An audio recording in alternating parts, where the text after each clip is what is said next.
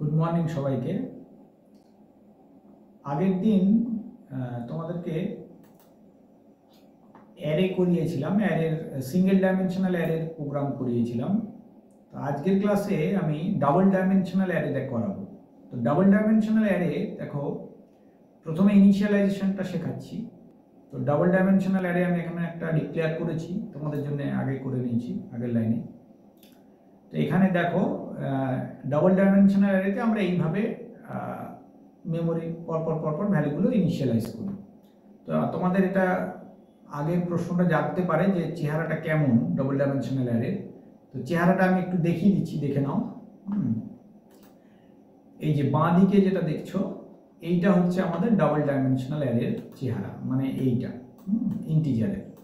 তো এখানে দেখো কোথায় আমাদের তিনটে রো আছে, তিনটে কলাম আছে।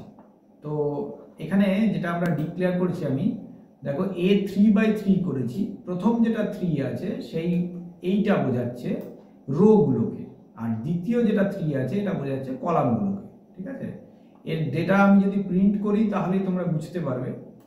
দেখে নাও, যদি আমি 0th রো এর 2 নম্বর ভ্যালুটা, মানে যদি আমরা এই ভ্যালুটাকে প্রিন্ট করে দেখি তাহলেই বুঝতে পারবো। ধরো আমরা এইটাকে প্রিন্ট করব। তো এইটাকে প্রিন্ট করার জন্য আমি কত লোকেশন দেব, নিশ্চয়ই বুঝতে পারছো। এটার লোকেশন কত হবে না, এটার লোকেশন হচ্ছে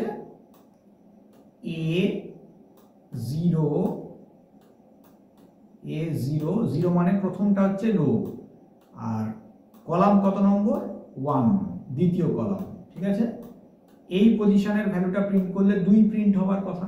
দেখে নি হচ্ছে নাকি, তাহলেই বোঝা যাবে। ঠিক আছে, আচ্ছা চলো দেখি। এইখানে আমরা প্রিন্ট করার সময় 0 আর কত 1, তাহলে 0, 1 এর ভ্যালুটা প্রিন্ট করব, তাহলে কত দেখতে পাবো? আমরা দেখতে পাবো 2। তো সেভ করে আমি একটু কম্পাইল করে নিই। যদি 2 দেখতে পাই তাহলে বুঝতে পারবে ছবিটা মিললো কিনা। দেখো 2 দেখতে পাচ্ছি, তার মানে বুঝতে পারলে এই ছবিটার সঙ্গে মিলে গেল। এই পজিশনের ভ্যালুটা আমরা দেখলাম। ঠিক আছে, আচ্ছা এইবার আমি একই জিনিস দেখাবো ফ্লোট দিয়ে। খুবই সহজ, কোনো ঝামেলার ব্যাপার নেই। খালি এই জায়গাটা, ইন্টিজারের জায়গাটা আমরা ফ্লোট করে নেবো। তোমরা অলরেডি ফ্লোট জানো, খালি ভ্যালুগুলোকে 0.5 করে দিচ্ছি, যেহেতু ফ্লোট আছে। একটু চেঞ্জ করে দিলে তাহলে বুঝতে সুবিধা হবে। আর আমি ওখানে ছবিটা যেটা এঁকেছি দেখবে 0.5 দিয়ে করেছি, যাতে তোমাদের সুবিধা হয়, তার জন্য আমি 0.5 দিয়ে করেছি। হয়ে গেল। আচ্ছা এইবার আমি এটাকে সেভ করলাম, করার পর কম্পাইল করে নিচ্ছি। ও হয়নি এখনো, সরি, আমার এখানে ভ্যালুটা দেখাতে গেলে %f দিতে হবে। ঠিক আছে, আচ্ছা এবার আমরা কোন ভ্যালুটা দেখবো একটু ভেবে নিই। ধরে নাও আমরা এখান থেকে এই ভ্যালুটা দেখব। তো এই ভ্যালুটার পজিশন কি আছে দেখে নাও। এই ভ্যালুটার পজিশন হচ্ছে A1 2। ঠিক আছে, 1 আর 2। তাহলে A1 2 এর ভ্যালুটা কত হচ্ছে একটু দেখে নিই। চলো দেখে নিই। হ্যাঁ চলো দেখি। তাহলে এই জায়গাটা 1 2 করে দিই। 1 আর 2, এই পজিশনের ভ্যালুটা কত হবে দেখব। 1 2 কত আছে নিশ্চয়ই তোমরা ওখানে দেখে নিয়েছো। কত আছে? 6.5 মনে আছে না? কত আছে এখানে? 6.5। ঠিক আছে, চলো দেখি হচ্ছে কিনা। আচ্ছা এবার একটু সেভ করে কম্পাইল করে নিই, রান করে দেখে নিই। ওই দেখো 6.5, বুঝতে পারলে? আচ্ছা এবার যেটা করব আমি, সেটা হচ্ছে কিভাবে ডাবল ডাইমেনশনাল অ্যারেতে আমরা ক্যারেক্টার অ্যারেকে কিভাবে ইনিশিয়ালাইজ করি। আচ্ছা ক্যারেক্টার অ্যারের ক্ষেত্রে একটু পদ্ধতিটা আলাদা। এখানে আমাদের ডাবল ইনভার্টেড কমা ব্যবহার করতে হয়। তো ধরো আমি এভাবে দিলাম AB, CD, EF। ঠিক আছে, আচ্ছা এটা করলে কিরকম আউটপুট আসে সেটা আগে বলে দিই। তো এখানে কিন্তু আমাদের স্ট্রিং হিসেবে ডেটাগুলো স্টোর হবে, তার মানে 3টে স্ট্রিংয়ের ডেটা স্টোর হবে। প্রথম 0-এতে AB, 1 ফার্স্ট পজিশনে কি হবে CD, আর সেকেন্ড পজিশনে EF। বুঝতে পারলে?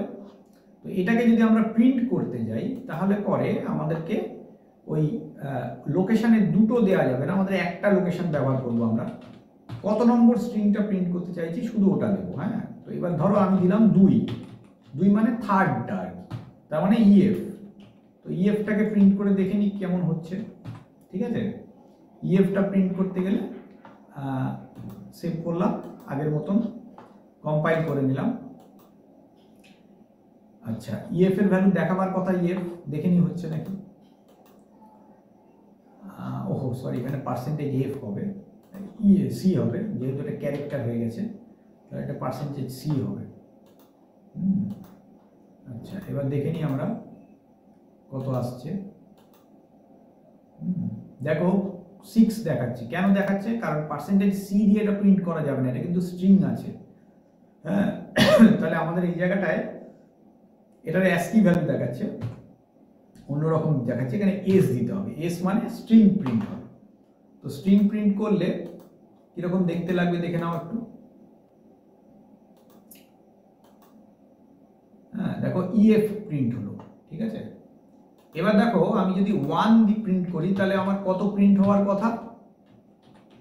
সরি, 1 দিলে আমার প্রিন্ট হওয়ার কথা সিডি, তাই তো? কিন্তু সেটা হবে না। কেন হবে না সেটা তোমরা বুঝতে পারবে, আমি পরে দেখাচ্ছি। তো 1 দিলে কি প্রিন্ট হয় একটু আগে দেখে নাও, তারপর বোঝাচ্ছি। দেখো 1 যখন দিলাম তখন কিন্তু সিডি প্রিন্ট হলো। সিডি হয়েছে? হ্যাঁ হয়েছে। আচ্ছা, আর একটা 0 দিই, 0 দিয়ে দেখে নাও। 0 দিয়ে এটা অনেক সময় হয় না ঠিক, প্রিন্টটা এখানে নিয়েছে দিচ্ছি, কিন্তু অ্যাকচুয়ালি পুরোপুরি এটা আমাদের ঠিক হয়নি। কেন ঠিক হয়নি আমি বলে দিচ্ছি তোমাকে না। এটা এবি এলো। তো এখানে আমাদের একটা গন্ডগোল, মানে একটা সম্পূর্ণ যিনি কাজ হয়নি করা, সেই কাজটা আমাদের অবশ্যই করতে হবে। সেটা হচ্ছে, দেখো ছবিটা খেয়াল করো, এবির পর একটা /0 আছে, সিডির পর একটা /0 আছে, মানে যে কোনো স্ট্রিং এর শেষে একটা নাল ক্যারেক্টার থাকে। এই /0টাকে বলে নাল ক্যারেক্টার। তো সেটা কিন্তু আমরা স্টোর করিনি, ফলে কোনো কোনো কম্পাইলারে এই এবিসিডিটার প্রিন্ট ওইভাবে হয় না। যখনই আমরা প্রিন্ট করতে যাব তখন কি হয়, ওই এবির সঙ্গে সিডি জুড়ে যায়, বা এবিসিডি ইএফ একসঙ্গে জুড়ে যায়, এরকম হয়ে থাকে। তো এই ঘটনাটা যাতে না ঘটে তার জন্যে আমাদের কি করতে হয়, তার জন্য আমাদেরকে ওই /0টা দিয়ে দিতে হয়। বুঝতে পারলে? এই জায়গাটা আমরা কি করব, /0 অ্যাড করে দেব। মানে এই স্ট্রিংয়ের প্রত্যেকটা স্ট্রিংয়ের শেষে /0টা আমরা অ্যাড করে দেব। ঠিক আছে, /0 অ্যাড করলে কি হবে, আমাদের স্ট্রিংটা ওই যে গঠনটা আছে ছবিটাতে ঠিক ওইটাই ফলো করবে। তাহলে পরে যখন আমরা রান করব দেখো এবি প্রিন্ট হবে। ঠিক আছে, এক্ষেত্রে আমার আগেরটাতে এসেছিল ঠিকই, কিন্তু ওখানে ওটা অনেক সময় তোমার 0 দিলেও অন্যরকম প্রিন্ট হয়ে যেতে পারে।